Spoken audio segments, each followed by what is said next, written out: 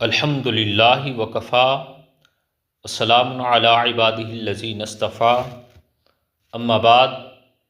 فاعوذ باللہ من الشیطان الرجیم بسم اللہ الرحمن الرحیم۔ آج ہم بات کریں گے سورۃ الانفال کے تعارف اور اس کے مباحث کے حوالے سے۔ سورۃ الانفال تقریباً سن 2 ہجری کے آس پاس مدینہ منورہ میں نازل ہوئی اور اس کے بیشتر مضامین غزوہ بدر اور اس کے واقعات اور مسائل سے متعلق ہیں۔ غزوہ بدر اسلام اور کفر کے درمیان پہلے باقاعدہ مارکے کی حیثیت رکھتی ہے، جس میں اللہ تعالیٰ نے مسلمانوں کو فتح مبین عطا فرمائی اور قریش مکہ کو ذلت آمیز شکست سے دوچار کیا۔ چنانچہ اس صورت میں اللہ تعالیٰ نے اپنے انعامات کو بھی یاد کرایا ہے اور مسلمانوں نے جس جانثاری کے ساتھ یہ جنگ لڑی، اس کی ہمت افزائی کے ساتھ بعض ان کمزوریوں کی بھی نشاندہی فرمائی ہے جو اس جنگ میں سامنے آئیں، اور آئندہ کے لیے وہ ہدایات بھی دی گئی ہیں جو ہمیشہ مسلمانوں کی کامیابی اور نصرت اور فتح کا سبب بن سکتی ہیں۔ جہاد اور مال غنیمت کی تقسیم کے بہت سے احکام بھی بیان ہوئے ہیں،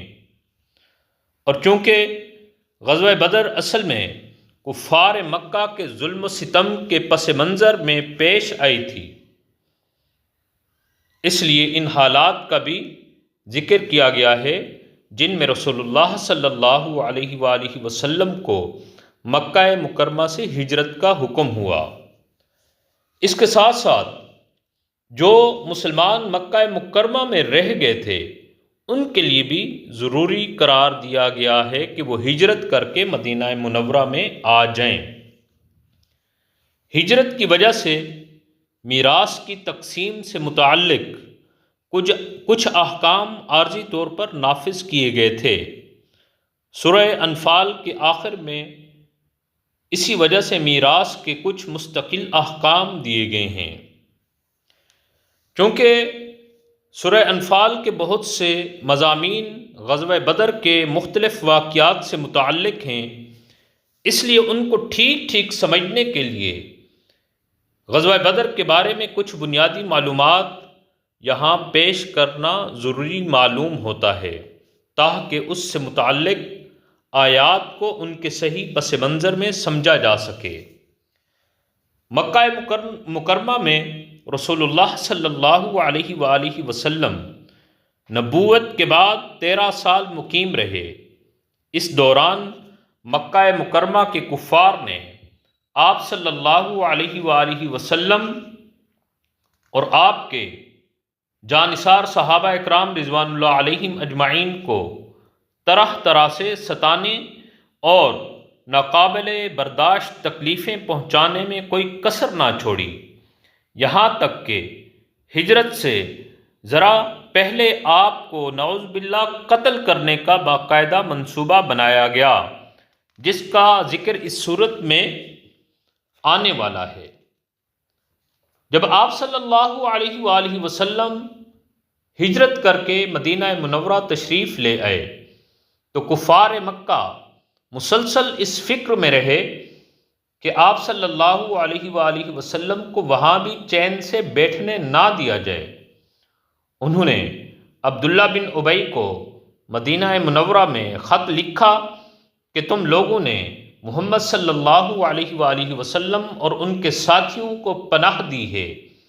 اب یا تو تم انہیں پناہ دینے سے ہاتھ اٹھا لو ورنہ ہم تم پر حملہ کریں گے۔ انصار میں سے اوس کے قبیلے کے سردار سیدنا سعد بن معاذ رضی اللہ تعالی عنہ ایک مرتبہ مکہ مکرمہ گئے تو عین طواف کے دوران ابو جہل نے ان سے کہا کہ تم نے ہمارے دشمنوں کو پناہ دے رکھی ہے، اور اگر تم ہمارے ایک سردار کی پناہ میں نہ ہوتے تو زندہ واپس نہیں جا سکتے تھے، جس کا مطلب یہ تھا کہ آئندہ اگر مدینہ منورہ کا کوئی آدمی مکہ مکرمہ آئے گا تو اسے قتل کر دیا جائے گا۔ سیدنا سعد بن معاذ رضی اللہ تعالی عنہ نے اس کے جواب میں ابو جہل سے کہہ دیا کہ اگر تم ہمارے آدمیوں کو مکہ مکرمہ آنے سے روکو گے تو ہم تمہارے لیے اس سے بھی بڑی رکاوٹ کھڑی کر دیں گے، یعنی تم تجارتی قافلے لے کر جب شام جاتے ہو تو تمہارا راستہ مدینہ منورہ کے قریب سے گزرتا ہے، اب ہم تمہارے قافلوں کو روکنے اور ان پر حملہ کرنے میں آزاد ہوں گے۔ اس کے بعد کفار مکہ کے کچھ دستے مدینہ منورہ کے آس پاس آئے اور مسلمانوں کے مویشی لوٹ کر لے گئے۔ حالات کے اس پس منظر میں ابو سفیان جو اس وقت کفار مکہ کا سردار تھا، ایک بڑا بھاری تجارتی قافلہ لے کر شام گیا۔ اس قافلے میں مکہ مکرمہ کے ہر مرد و عورت نے سونا چاندی جمع کر کے تجارت میں شرکت کی غرض سے بھیجا تھا۔ یہ قافلہ شام سے 100% نفع کما کر واپس آ رہا تھا۔ یہ قافلہ 1000 اونٹوں پر مشتمل تھا اور 50,000 دینار کا سامان لا رہا تھا، اور اس کے ساتھ 40 مسلح افراد اس کی حفاظت پر متعین تھے۔ جب رسول اللہ صلی اللہ علیہ وآلہ وسلم کو اس قافلے کی واپسی کا پتہ چلا تو سیدنا سعد بن معاذ رضی اللہ تعالی عنہ کے چیلنج کے مطابق آپ صلی اللہ علیہ وآلہ وسلم نے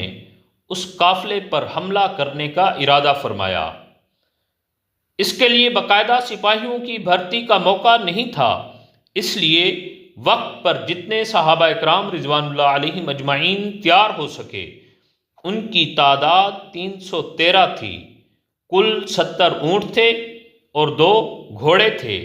60 زریں تھیں۔ اس مختصر سامان کے ساتھ آپ صلی اللہ علیہ وآلہ وسلم مدینہ منورہ سے نکلے۔ یہاں یہ بات قابل ذکر ہے کہ بعض غیر مسلم مصنفین نے اس واقعے پر یہ اعتراض کیا ہے کہ ایک پرامن تجارتی قافلے پر حملہ کرنے کا کوئی جواز نہیں تھا۔ ہمارے زمانے کے بعض مسلمان مصنفین نے اس اعتراض سے مرعوب ہو کر یہ دعویٰ کرنے کی کوشش کی ہے کہ رسول اللہ صلی اللہ علیہ وآلہ وسلم کا ارادہ قافلے پر حملہ کرنے کا نہیں تھا، بلکہ ابو سفیان نے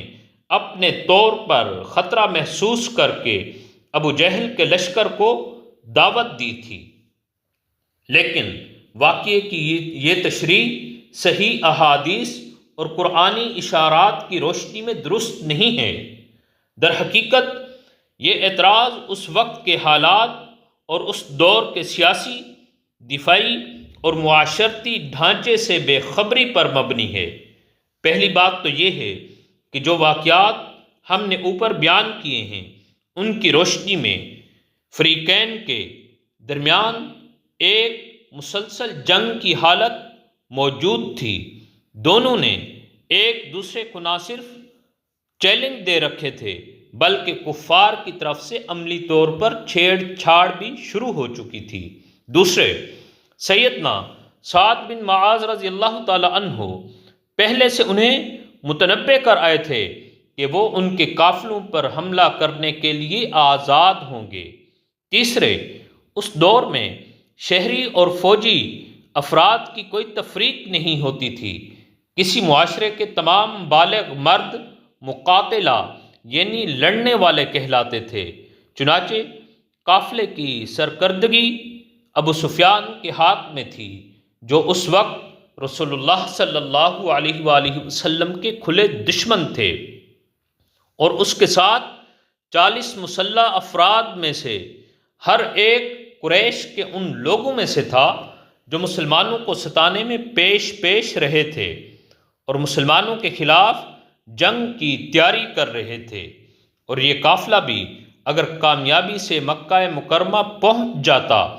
تو قریش کی جنگی طاقت میں بڑے اضافے کا سبب بنتا۔ ان حالات میں اس کو ایک پرامن تجارتی قافلے پر حملہ قرار دینا اس وقت کے حالات سے ناواقفیت یا محض عناد کا کرشمہ ہے، اور اس کی وجہ سے ان واقعات کا انکار کرنا کسی طرح درست نہیں ہے جو صحیح احادیث سے ثابت ہیں۔ بہرحال جب ابو سفیان کو آپ صلی اللہ علیہ وآلہ وسلم کے ارادے کا اندازہ ہوا تو اس نے ایک طرف تو ایک تیز رفتار ایلچی ابو جہل کے پاس بھیج کر اس واقعے کی اطلاع دی اور اسے پورے لاؤ لشکر کے ساتھ آپ صلی اللہ علیہ وآلہ وسلم پر حملہ کرنے کا مشورہ دیا، اور دوسری طرف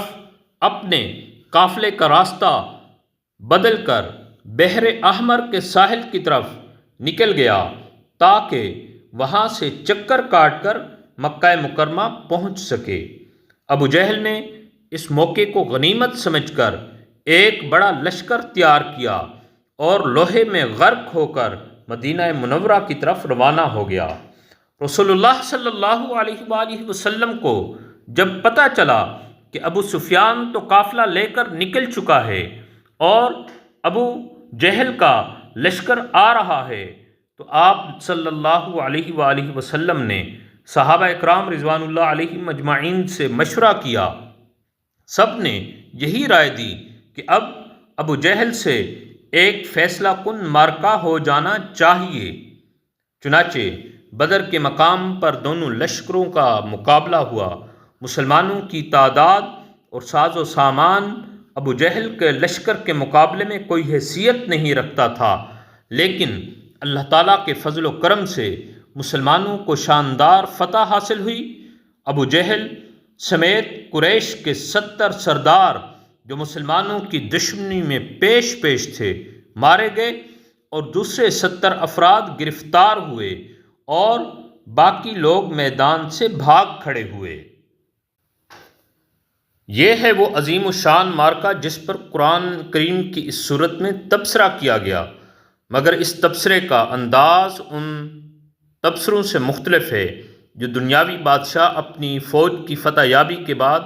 کیا کرتے ہیں۔ اس صورت میں سب سے پہلے ان خامیوں کی نشاندہی کی گئی ہے جو اخلاقی حیثیت سے ابھی مسلمانوں میں باقی تھیں، تاکہ آئندہ اپنی مزید تکمیل کے لیے کوشش کریں۔ پھر ان کو بتایا گیا کہ اس فتح میں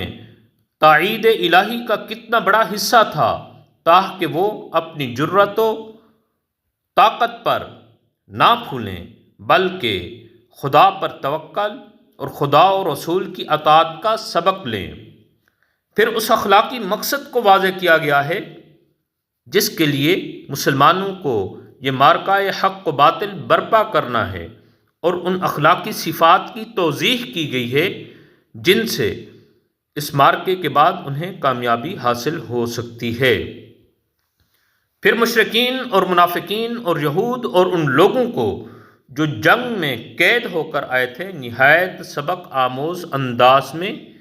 خطاب کیا گیا ہے۔ پھر ان اموال کے متعلق جو جنگ میں ہاتھ آئے تھے مسلمانوں کو ہدایت کی گئی ہے کہ انہیں اپنا مال نہ سمجھیں بلکہ خدا کا مال سمجھیں۔ جو کچھ اللہ تعالیٰ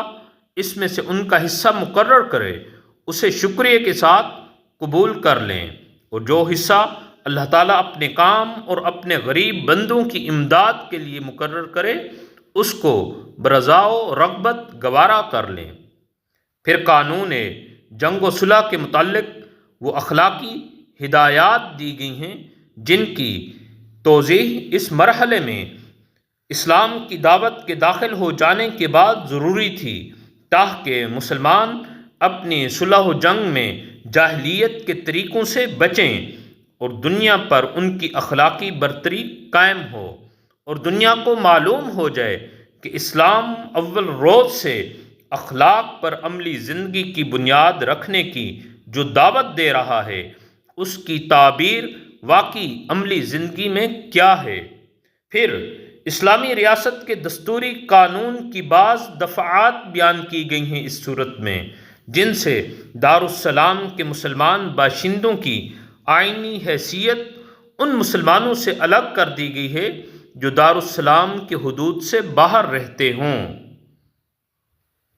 سورہ انفال میں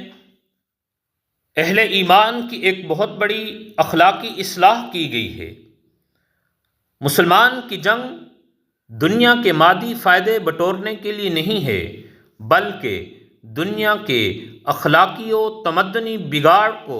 اصول حق کے مطابق درست کرنے کے لیے ہے، جسے مجبوراً اس وقت اختیار کیا جاتا ہے جب کہ مزاحم قوتیں دعوت و تبلیغ کے ذرائع سے اصلاح کو ناممکن بنا دیں۔ پس مصلحین کی نظر اپنے مقصد پر ہونی چاہیے، نہ کہ ان فوائد پر جو مقصد کے لیے کوشش کرتے ہوئے بطور انعام اللہ تعالیٰ کی عنایت سے حاصل ہوں۔ ان فوائد سے اگر ابتدا ہی میں ان کی نظر نہ ہٹا دی جائے تو بہت جلد